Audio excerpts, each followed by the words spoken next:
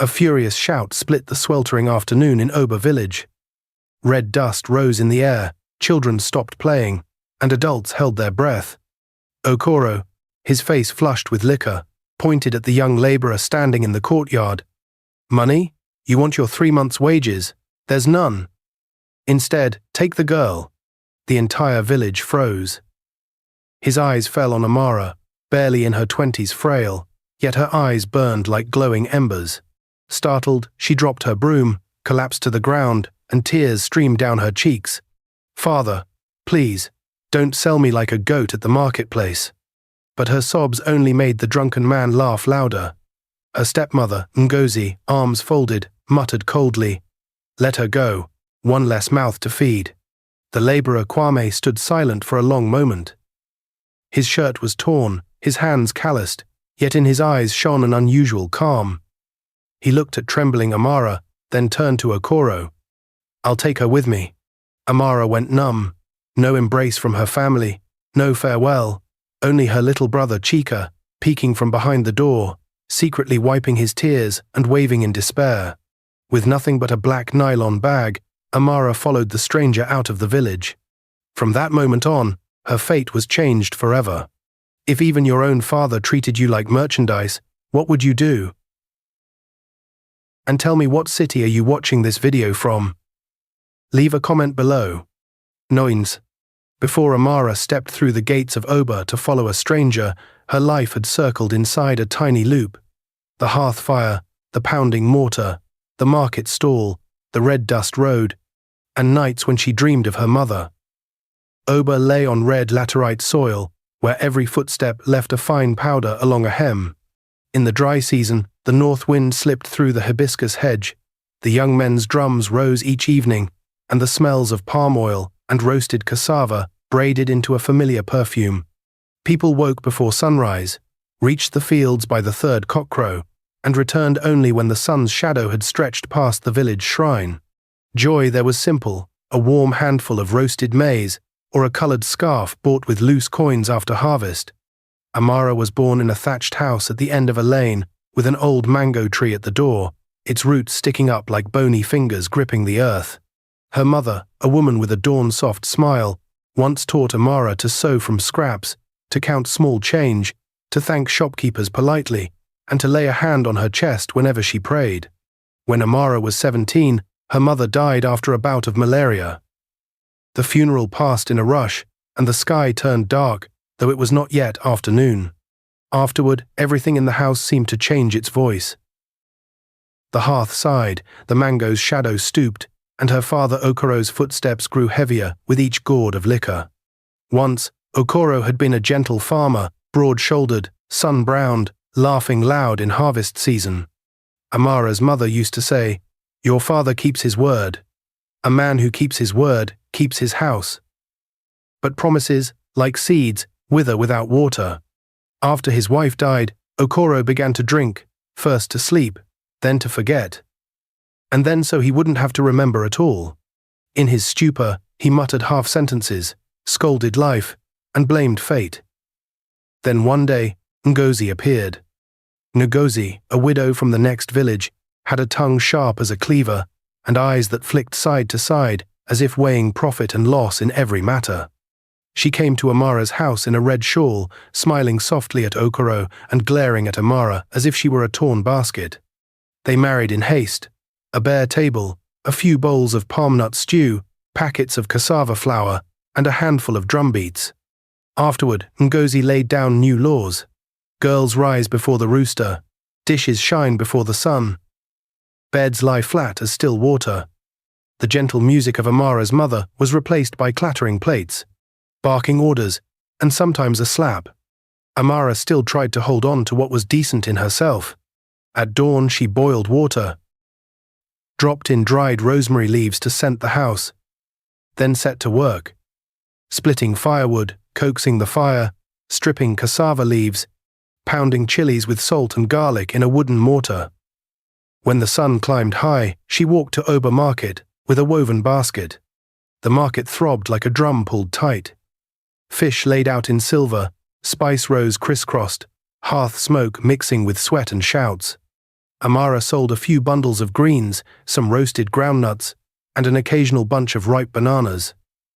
Familiar vendors pitied her and often shaved a few coins off the price. "The girl is gentle," someone would whisper. But gentleness is easy prey. It should have been a warning, but no one knew how soon it would come true. Chica, her half-brother, was the softest face in a house too full of harsh words.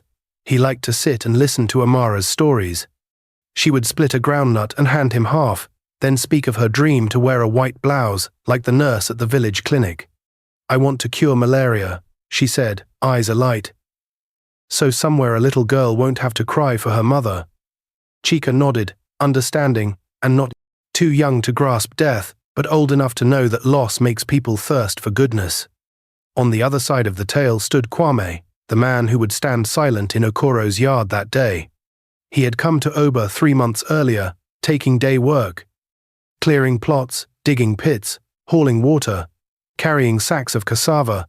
Kwame was quiet, quick to smile, worked until sweat dried in pale trails along his cheeks, and never complained. Villagers said, "He's poor, but clean, keeps things neat like a man who's learned his letters." Others snickered, "Clean or not, poor is still poor." No one knew that at night. In his rented shack, Kwame opened a tiny notebook and wrote a few lines, counting his heartbeat in words. What he'd done, what he needed to learn, how much he'd spent. Amara would only discover that habit later, when the largest secret in him was finally revealed. Oba had a shrine, a silk cotton tree, and a spirit woman, Madame Nkiru, who sat by her door murmuring as if speaking with the wind. People said she ran hot and cold, lucid and lost. Yet some days she spoke words that raised gooseflesh. Even the wind stills before a storm. If you listen closely, you will hear the storm inside the silence. Amara once brought her a bowl of maize porridge. Nkiru smiled, touched Amara's forehead, and said, "Child, your eyes are beautiful. Don't let anyone buy that light with coins fallen from their pockets." Amara tucked the word somewhere inside her, like a leaf pressed between the pages of an old Bible. After her mother died, Amara left school. Tuition was small, but rice was dear. And Ngozi always found a way to make dear feel heavy as stone.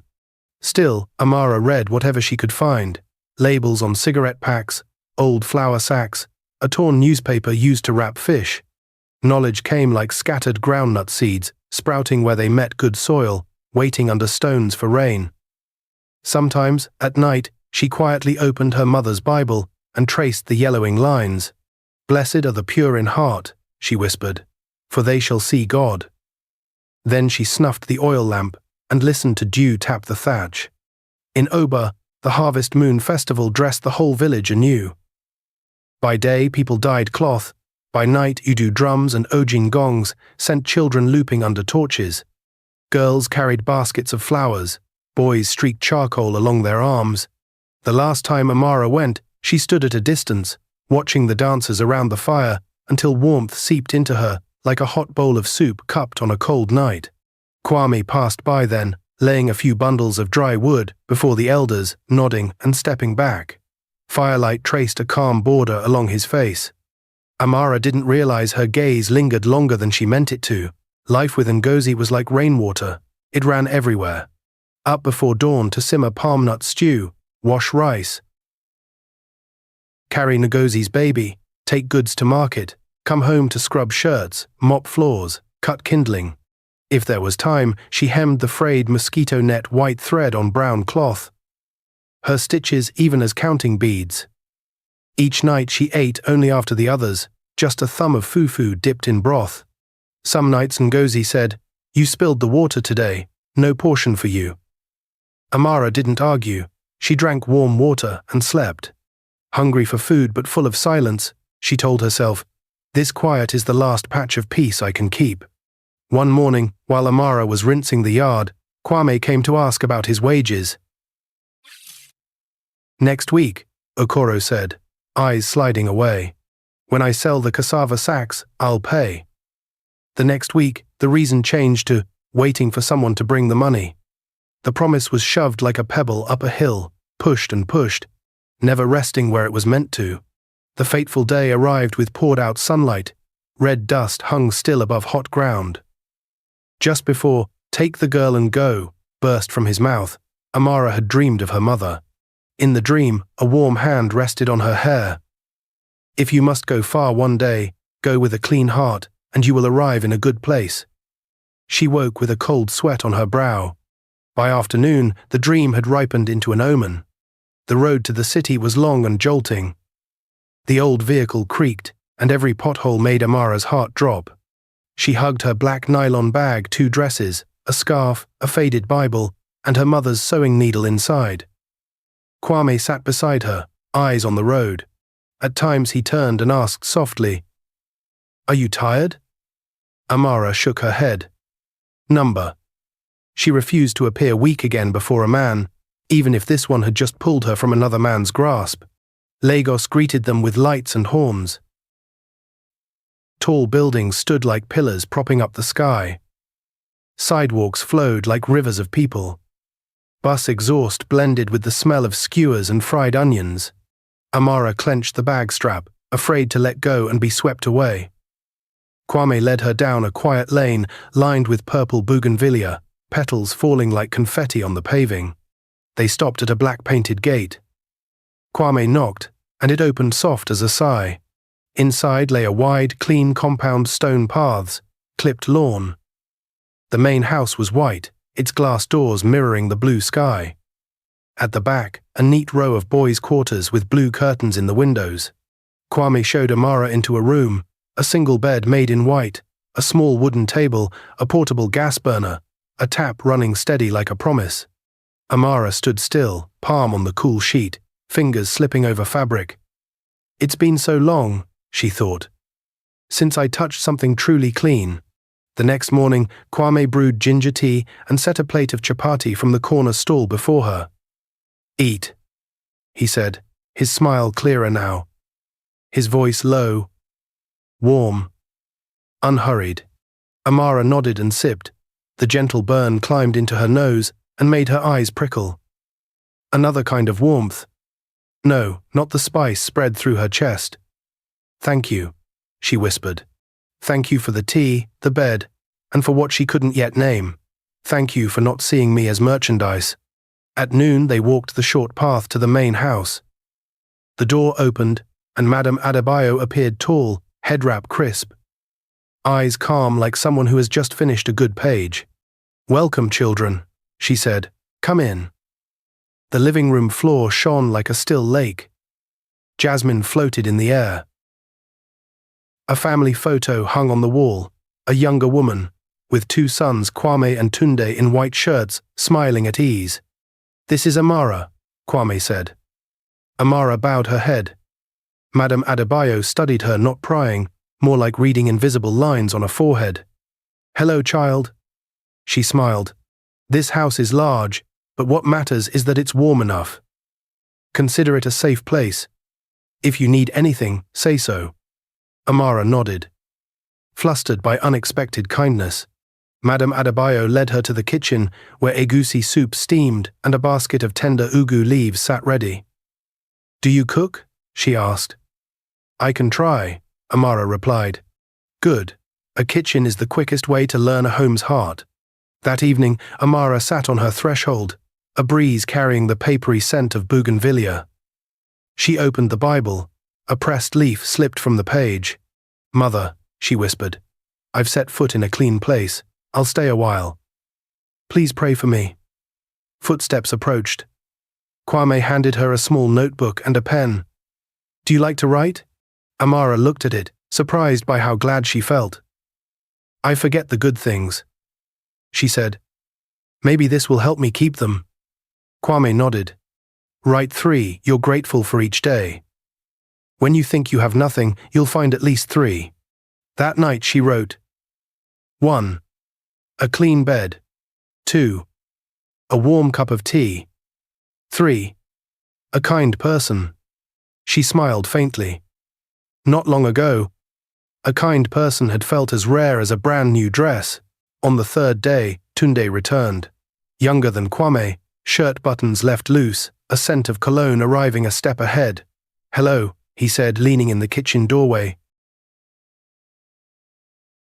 "You're the new one." Amara nodded, eyes on the simmering pot. "So, we have a new chef," Tunde laughed. "Congratulations." Somehow the word congratulations slid across the floor with a polished, slippery sheen. Amara pressed her lips together, recalling Madame Nkiru's warning, "Don't let anyone buy your gaze." Days settled into a score of quiet rhythms. Mornings.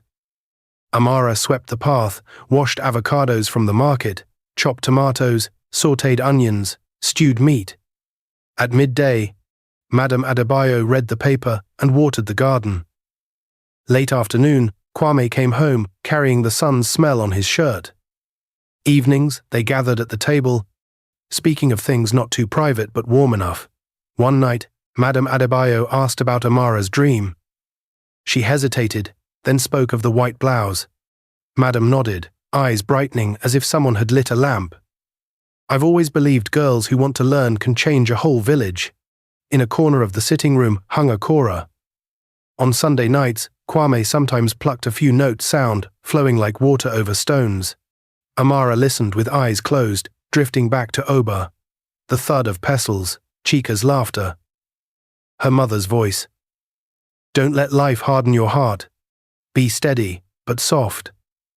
Strong, but kind." When she opened her eyes, Kwame was watching her, a flicker of awkwardness on his face. "Music is good for the heart," he said, "especially when it's tired." Amara nodded. "Yes. But tonight, it's stronger." Sometimes she dreamed of Madame Nkiru stroking the air as if petting a gentle cat. "Storms don't come to destroy," the old woman would say. "They come to sweep what isn't true." Amara woke and wrote in her notebook, "Today, I must tell the difference between what is good and what is easy." She didn't know that. Beyond her door, another pair of eyes, Tunde's, was awake too, peeking through the curtain at the village girl, relearning how to trust the world. Early the next week, Madame Adebayo called Amara into her study and set an envelope on the desk. "Your first month's wages. You've done well." Amara thanked her over and over. "I hear you want to study?" Madame asked. "Yes," Amara said softly. "If I ever get the chance, I want to learn how to treat malaria." "Good." Madame smiled. "Work hard. Opportunity comes to those prepared." Her words fell like a timely shower on thirsty rose.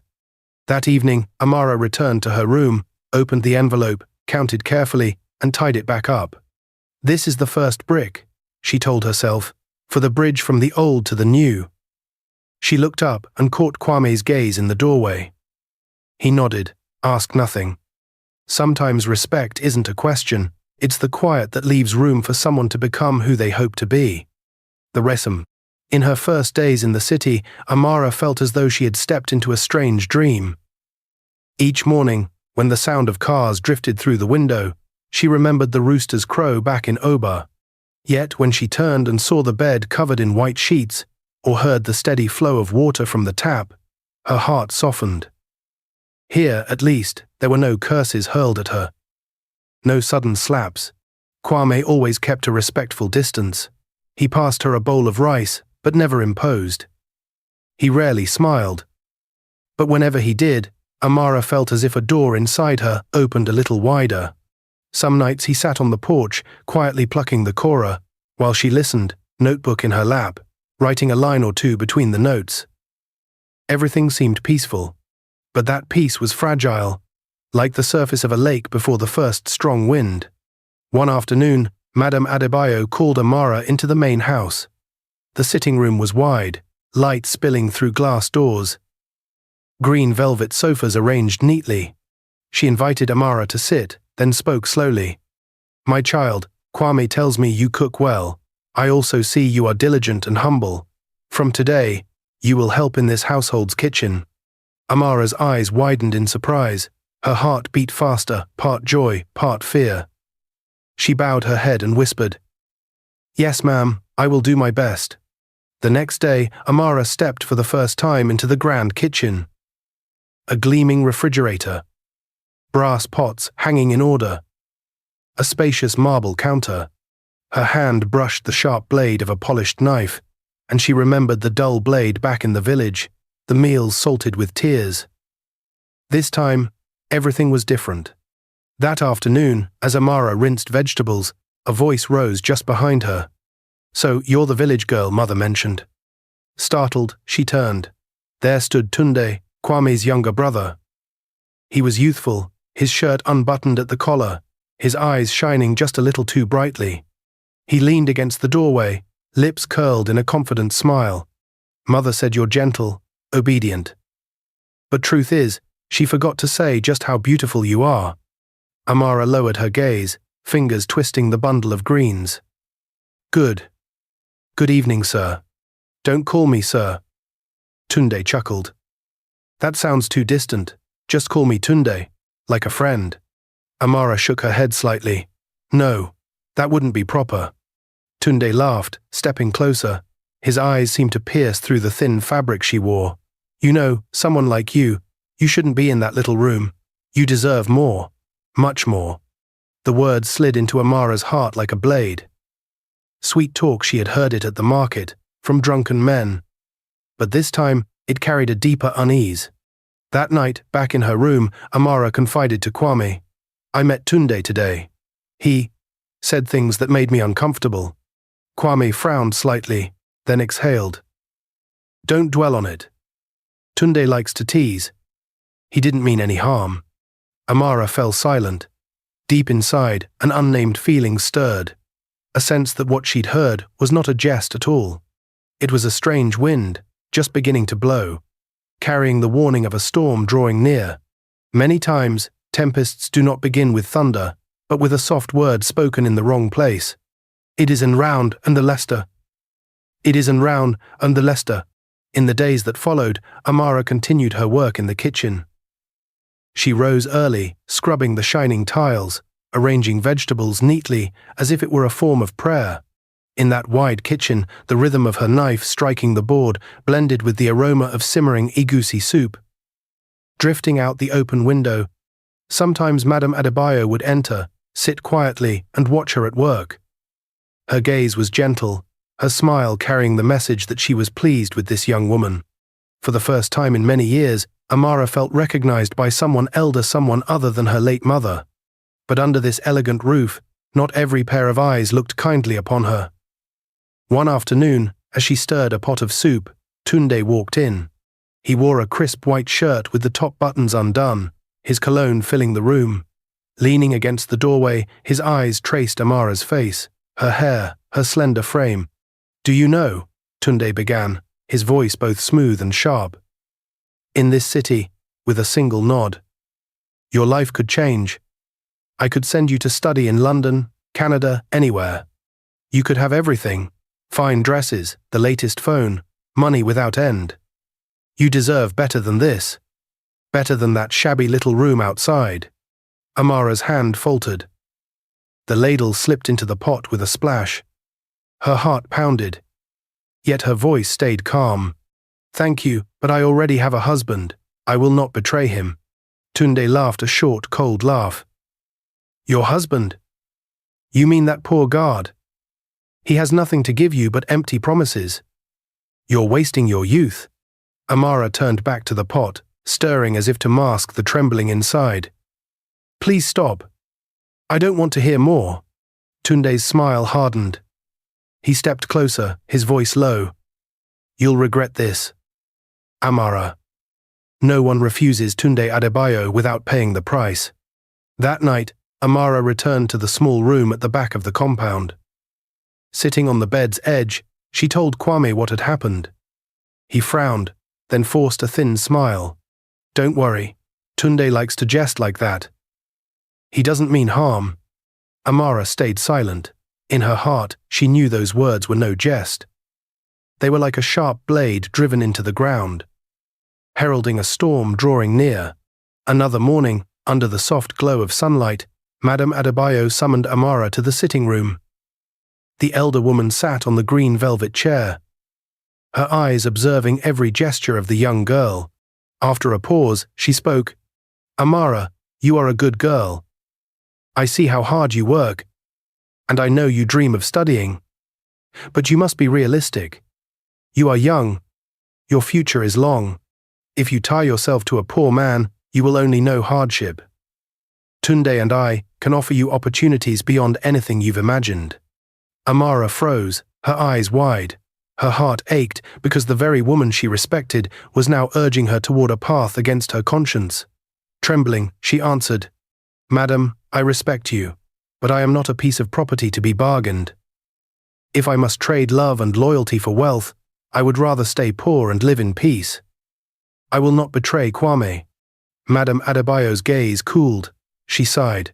"Child, poverty gives no one peace. Think again." Amara stood, bowed, but her voice was firm. "If respect is gone, I will leave this house at once." She walked away, steps steady, though her heart swayed, burning with pain and defiance. That evening, when she returned to her small room, Amara stopped short. A suitcase sat on the table, slightly open, filled with neat stacks of cash. She stepped back, breath quickened. "Kwame." "What is this?" He emerged from the corner, eyes kind but voice steady. "This is money I've saved for years, coin by coin. I want you to use it for university. I know that's your greatest dream." Amara went still, tears rising. She shook her head, her voice breaking. "No, Kwame, this is your dream. You wanted to open a shop, to stand on your own. I can't take everything for myself." Kwame stepped closer, holding her hands. "I love you, Amara. I want you to have what you deserve. I'll be fine. I can start again." Amara wept, but through her sobs, her words rang clear. "No, I won't accept that. We'll start together. You'll open your shop, and I'll help you. I'll save little by little for school later. I'd rather go slow with you than run fast and leave you behind." In that moment, Kwame looked at her as if truly seeing her for the first time. He pulled her into a tight embrace, tears soaking her shoulder. That night, they sat side by side for a long time, saying little, only holding hands, letting their heartbeats find the same rhythm. Outside, the wind rose, scattering bougainvillea petals like a warning of the storm waiting just beyond. When temptation knocks, loyalty is the only wall of defense. Money may dazzle the eyes, but only steadfastness lights the path to true love.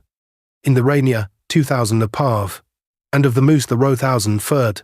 The next morning, the city sky was the color of water about to rain. Amara woke earlier than usual, hoping to cook a careful breakfast, and then ask Madame Adebayo for a day off to look for a rental room and a small market stall for their new plan. She tiptoed into the kitchen, lit the fire, sautéed onions. The gentle aroma spread like a whispered prayer. The kitchen door flew open. Tunde stood there in a dark shirt, eyes cold as a freshly honed blade. "You're still here?" he asked, enunciating each word. "I thought you understood your opportunity yesterday." Amara turned off the stove. "I've answered you already. Please don't repeat this." A smile cut across his face as if he'd been waiting for that line. "In that case, don't blame me for being firm." He pulled out his phone and called the security manager. "I don't want to see Kwame on this property again. He and his wife are to leave the boys' quarters immediately." "Reason?" "Violation of rules." Amara froze. "What are you doing?" "Sending you back where you belong," Tunde said. "Or to where I want you to be." Footsteps thudded across the courtyard. A radio crackled. 15 minutes later, a notice slammed onto the little wooden table. "Vacate the premises today." Amara stared at the letters as if staring into a ravine. She clutched her small notebook and fought to keep her voice steady. "I want to see Madame Adebayo." "She's at morning service," Tunde replied. "And I handle things when Mother's away." Amara drew a long breath. "I'll wait for her return." "No need," Tunde said, throwing the door wide in a mock farewell. "The door's always open, for those who don't know how to seize their luck." Kwame arrived, sweat darkening his shoulders. He understood everything from the look in Amara's eyes. No arguing, no complaints. He quietly folded their few clothes into the old black plastic bag, "We're going," he said softly. "Right now." They left the quarters just as the rain broke. Purple bougainvillea petals clung to the hem of Amara's dress like silent lines of script. At the gate, she glanced back at the courtyard she had scrubbed so many mornings. Raindrops skittered over the stone like tears no one had time to wipe away. She bowed to the stove, the table, the jasmine scent in the parlor, things that had once given her hope, then walked on without looking back. Rain poured. The streets turned into muddy streams. Sharing a sheet of plastic, Kwame and Amara followed the hand-drawn map to a lodging house he'd scouted. But the landlady heard Kwame's name and shook her head. "Sorry, it's taken, and I don't want trouble." The door slammed, leaving only the thick drumming of rain like a steel curtain. They moved on to another row of rooms. The landlord looked them up and down. 3 months' rent up front? Kwame pulled out the bundle he'd prepared. Wind gusted, rain spattered Amara's notebook, blurring the gratitude lists she had written. The landlord nodded. Then a young man rushed up and whispered in his ear. His eyes changed. "Sorry," he said, returning the money with a trembling hand. "I can't rent to you today." 3 knocks, 3 refusals. Kwame's name seemed to run ahead of them, turning into invisible whispers that pushed them away from the city's brick walls. By dusk, they sheltered under the awning of a half-shuttered shop. The rain kept on. Kwame's jacket was soaked. Amara's hair clung cold to her neck. "We'll find a place," Kwame said, voice steady as a stake planted in moving water. "Tomorrow, I'll take you to another market. We'll ask about a stall. Start with a pot of hot soup if we must." Amara nodded. She managed a small smile, thin but stubborn. "I believe you."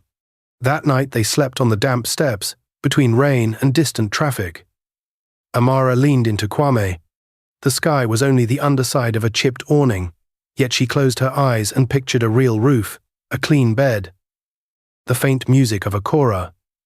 As she drifted off, fever heat crept into her blood. Near midnight, Kwame touched her forehead hot as coals. He jolted upright, pulled her closer, and spread his wet jacket over her like a too-thin blanket. At first light, the rain stopped, and the city shook itself dry. Kwame lifted Amara and guided her to the nearest clinic. The waiting room was packed, the smell of antiseptic mixed with damp clothes. The doctor checked her temperature and shook his head. "Malaria. She needs to be admitted." Kwame reached for his bag and felt only emptiness. He opened it with shaking hands. The large bundle of cash was gone. Somewhere amid rain and refusals, some unseen hand had slipped in and taken the hope he'd saved for years. "We have a minimum package," the nurse said, voice neither cold nor warm. "But we still need an advance." Kwame bit his lip until it bled. He slipped off a small iron ring, a plain thing he wore out of habit, and set it on the desk. "Hold this. I'll bring the money back." "Please." "Start her IV now." The nurse frowned at the ring, then lifted her eyes to his, a gaze that begged for nothing for himself, only for someone else. She nodded. "All right, sign here." Amara lay on the narrow bed, eyes half closed. The IV dripped, ticking off prayers in drops. Kwame sat beside her, holding her hand. "You'll be all right," he murmured. "I'm here." Amara opened her eyes and smiled faintly. "I'm not afraid when you say that." At noon, Tunde stood outside the clinic's glass door, looking in. He saw Amara on the bed, saw Kwame hunched on a plastic chair, eyes red from no sleep. For a minute, his face hardened to stone. Then he turned away. His phone vibrated an estate agent's name on the screen. "No longer necessary," he said, and hung up. His figure disappeared into the crowd. Around the same hour, Madame Adebayo returned to a house, missing the footsteps that had warmed her kitchen. The housekeeper handed her the dense notice. She skimmed it, her heart dropping down an invisible stair. "Who signed this?" "Master Tunde," the housekeeper said. She clenched the paper, a private storm gathering in her eyes. By late afternoon, Amara was fully conscious. The fever had broken, but she was weak. She turned and saw Kwame asleep by the bed, still holding her hand, as if letting go would lose her. Gently, she slipped free and felt inside her pocket. The pocket, still damp from last night, carried a fragile treasure. Her faded Bible, and between 2 pages of Jeremiah, a small note she had hidden long ago, her last seed, as she called it. She placed it in Kwame's palm and whispered when he startled awake, "Buy some porridge. I need something warm." Kwame looked at the note and laughed through his tears. "You always rescue me at the right moment." He ran out. Amara gazed up at the ceiling and sighed. Somewhere in the whir of the old fan, she heard Madame Nkiru's voice. "Storms come not to ruin, but to clear what isn't true." The door opened. Madame Adebayo stood on the threshold, indigo head wrap, eyes slightly swollen. She walked in slowly and stopped by the bed. "Child," she said, barely above a whisper, as if speaking in a chapel. "I'm sorry." Amara blinked. "You... no? I read the notice, and I heard things I shouldn't have had to hear," she said. "I came to look you in the eye and say this. I was wrong. I thought I was giving you opportunity, but I was taking the most precious thing from you, your heart's peace." Amara was silent. Apologies can be heavy as stone. They need a broad shoulder to rest upon. "Where is Kwame?" she asked. "He went to buy porridge for me." J. E. J. J. J. J. J. J. J. J. J. Madame Adebayo nodded, drew the blanket up as a mother would, and said, "Today I ask only one thing. Let me make this right." Outside, evening spilled gold through the thin curtain, bathing the room in warm honey. Kwame came back with a small food bag and stopped short at the sight of Madame Adebayo. For a moment, no one spoke. Only the dull clink of a plastic spoon against a paper cup, like a gentle tap reminding people to find their kinder language. "My son," she said, voice suddenly low, "I need to tell you and Amara the truth. But not today, not while she's weak. Let her eat and sleep. Tomorrow morning I'll return. Everything must be put back where it belongs." Kwame looked at Amara. A question rose and faded in her eyes, like a firefly hiding in leaves. He bent, blew on the porridge, and fed her spoon by spoon. Amara ate slowly, tasting both the bitter and the sweet of life. Madame Adebayo stood a moment longer, then pulled a small envelope from her pocket and slid it beneath Amara's pillow. "Don't open it now," she said. "Open it when your heart feels at peace." She turned to go, pausing at the door. "I've told Tunde not to return until he's learned respect." When the door closed, the room fell quiet. Kwame set the cup down and took Amara's hand. "Tomorrow," he said, "we'll have answers." Amara nodded. "Whatever happens, I still choose to walk beside you." Her voice was thin as silk, steady as a mooring line. Night came without rain, but the city breathed hard, as if recovering from a long fever. On the little table, the envelope lay still sealed and silent, like a seed that had not yet met the rain. When every door shuts, hold on to each other. Some storms don't arrive to break you, but to test which roots go deepest. He's no his Thrinfren. The Rhinfriend is the first. At dawn, pale gold sunlight slipped through the narrow window and touched Amara's face.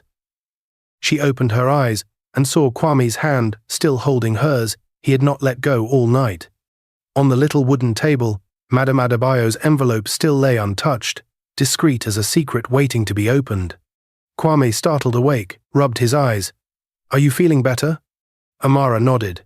The fever had eased, but her heart burned with anticipation. Today, Madame Adebayo had promised to return with the truth. Right on time, footsteps tapped softly in the hall. The door opened. Madame Adebayo entered, stately yet heavy-eyed. She sat by the bed, gazed at Amara and Kwame for a long while, then said quietly, "It's time. You both deserve to know." The air thickened. She sighed and began slowly. "Kwame is not a laborer, nor a poor guard. He is my eldest son, the heir to all I have built. And Tunde, yes, he is my child too, but spoiled beyond measure. grown arrogant and reckless. I allowed Kwame to live away from home, to work like an ordinary man, so he could see if anyone would love him for who he truly is, not for wealth or name. Amara's mouth fell open. Her heart pounded as memories rushed back. Kwame's always tidy shirt, despite its phrase, his habit of writing down every expense, the unusual calm in his eyes. Suddenly, everything made sense. Kwame bowed his head, voice low. "I'm sorry, Amara. I hid my identity not out of malice, but fear. I had been betrayed before. I needed to know if someone could love me when I had nothing." Amara stayed silent a long time. Inside her rose both anger and tenderness. She thought of the man who had shared cold nights with her, who had split bowls of porridge, who had carried her tears with his own. At last, she exhaled and gave a faint smile. "You owe me a lot, Kwame." He lifted his head, eyes trembling. "At the very least," Amara said, half teasing, half serious, "you owe me a mansion and a car." In that instant, the air cracked into laughter. Kwame burst out laughing, clasped her hand. "Done. You'll have everything. But most of all, I have you." Madame Adebayo smiled, her eyes misting. "My daughter, you have proven yourself a true wife. Few women choose love when the world lays gold before them.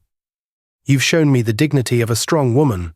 Amara bowed her head, tears falling this time, tears of recognition, of pride. A few days later, Amara had fully recovered. Madame Adebayo herself escorted them back to the estate. The black gates opened, but this time Amara did not step through in hesitation. She walked beside Kwame, hand in hand, chin lifted high. In the parlor, Tunde was waiting. His face was drawn, his eyes stripped of arrogance. When Amara entered, he rose and bowed deeply. "Amara, sister-in-law," his voice cracked. "I was wrong. Pride and desire blinded me. I beg your forgiveness." Amara studied him. Her eyes no longer burned with anger, only weariness. "I hold no grudge, but remember, women are not goods to be bargained. I hope you learn that." Tunde bowed lower still, then withdrew in silence. That day, the family meal was truly warm for the first time. Madame Adebayo sat in the middle, Kwame to her left, Amara to her right. She lifted her bowl of soup and said slowly, "This is a new beginning, not only for my son, but for this whole family." Amara tasted her rice. The flavor was unlike any meal soaked in tears back in Oba. This was the taste of respect, of love protected, of a future opening. That evening, when she and Kwame returned to their little back room, he suddenly took her hand and placed a shining set of keys in her palm. "These are yours," he said, eyes bright. "A small house on my private land. Not because I am wealthy, but because you deserve a true home. But you can choose stay here or begin in the new house. I'll follow your decision." Amara held the keys and smiled. "Do you think I care about walls and roofs? I only need to be where you are. We could stay in this small room, or anywhere. But if you wish to give me something good, then let's build a home filled with laughter together." They embraced tightly.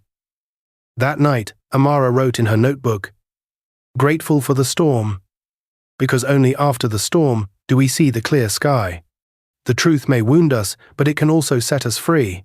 Only faithful love can pierce through every disguise and lead us to peace. The Wentone the Fleng. How in Damon, and I look to be aid through the Kurd."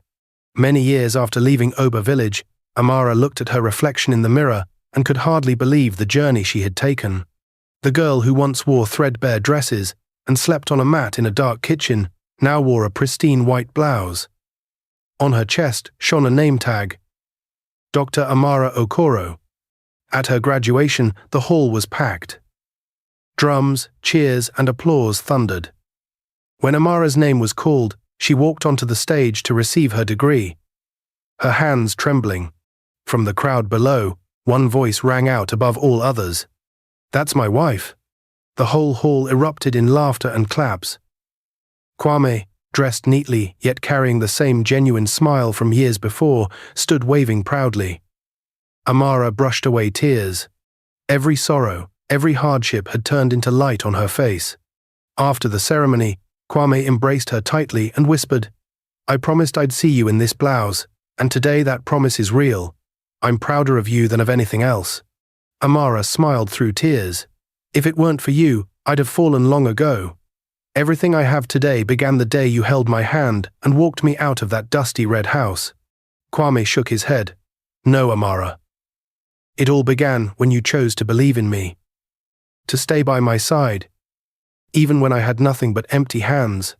One golden afternoon, Kwame led Amara down a new stone-paved road in a quiet suburb.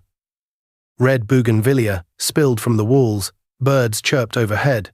They stopped before a tall white gate, an iron arch above it reading, A and O. Residence. Kwame pulled out a set of keys and placed them in her hand. "This house is the gift I promised. You once said I owed you a mansion. Now here at Island." Amara laughed through tears, throwing her arms around him. "You're crazy, but I love your kind of crazy." The gate opened, revealing a gleaming white villa, gardens full of roses, and a small fountain. Yet what stunned Amara most was a plaque inside the living room. This home was built on faith and loyalty.